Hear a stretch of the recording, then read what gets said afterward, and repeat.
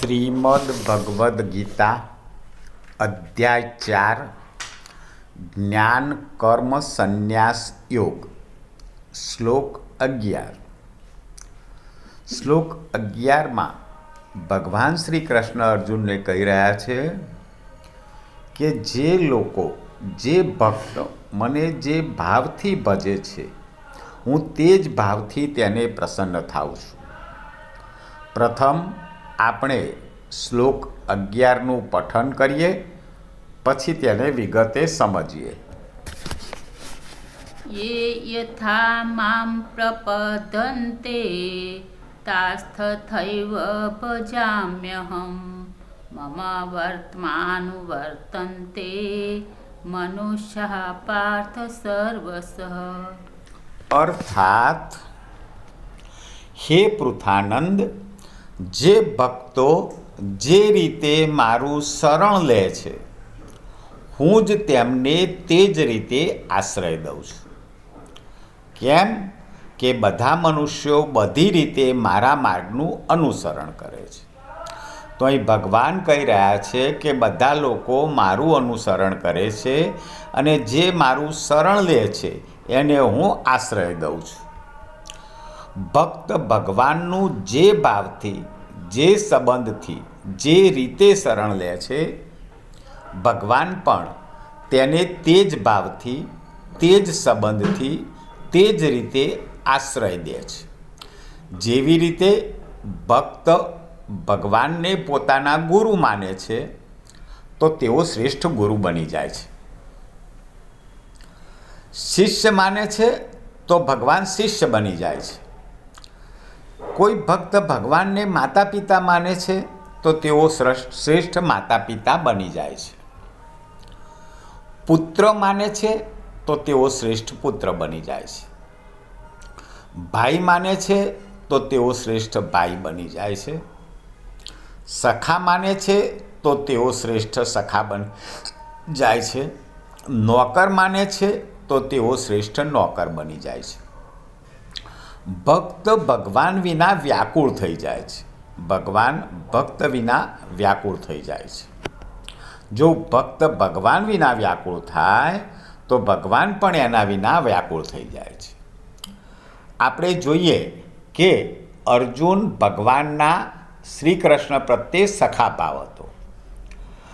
તેઓ એમને પોતાના સારથી બનાવવા ચાહતા હતા। આથી ભગવાન સખા ભાવથી તેમના સારથી બની ગયા। जय पाल और तुम्हारा सारथी भी सज है। जय पाल। વિશ્વામિત્ર ઋષિ એ ભગવાન રામને પોતાના શિષ્ય માની લીધા હતા તો ભગવાન તેમના શિષ્ય બની ગયા। આ રીતે ભક્તોના શ્રદ્ધાભાવ અનુસાર ભગવાનનો તેવો જ બનવાનો સ્વભાવ છે। પુરુષ જેવું આચરણ કરે છે બીજા લોકો પણ તેના જ અનુસાર આચરણ કરવા લાગી જાય છે। ભગવાન સર્વથી શ્રેષ્ઠ છે અને એટલા માટે બધા લોકો એમના માર્ગને અનુસરણ કરે છે। મહારાજ દશરથજી ભગવાન શ્રી રામનો પુત્ર ભાવે સ્વીકાર કરે છે તો ભગવાન તેમના સાચા પુત્ર બની જાય છે। અને સામર્થ્ય હોવા છતાં પિતા દશરથજીના વચનોને ટાળવા પોતે અસમર્થ બને છે અને વનવાસ જાય છે।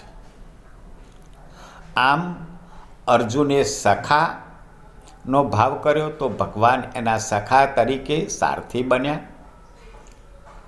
વિશ્વામિત્રએ ભગવાનને ગુરુ તરીકે માન્યા તો વિશ્વામિત્ર ગુરુ બની ગયા। દશરથ રાજાએ ભગવાનને પુત્ર ભાવ હતો તો પુત્ર બની ગયા। આમ જે ભાવથી તમે ભગવાનને ભજો છો એ ભાવથી ભગવાન અનુસરણ કરે છે, એ ભાવે તમને પ્રસન્ન થાય છે। આ રીતે આચરણથી ભગવાન એ રહસ્ય પ્રગટ કરે છે કે જો તમારી સંસારમાં કોઈની સાથે સંબંધની પ્રીતિ હોય તો તે જ સંબંધ તમે મારી સાથે કરી લો. ભગવાન એવું કહે છે કે તમને જેના પર પ્રીતિ હોય, પુત્ર પર તો મારી સાથે પુત્ર ભાવ રાખો, ગુરુ પર તો મારી સાથે ગુરુ ભાવ રાખો, શિષ્ય પર તો મારી સાથે શિષ્ય ભાવ રાખો, સખામાં પ્રીતિ હોય તો સખા ભાવ રાખો.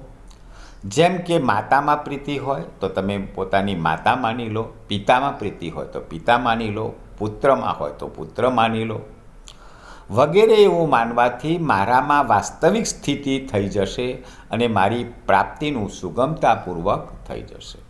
આમ ભગવાન આ શ્લોકના માધ્યમથી કહે છે કે તમે જે ભાવથી મને ભજશો એ ભાવે હું પ્રસન્ન થઈશ. જય શ્રી કૃષ્ણ.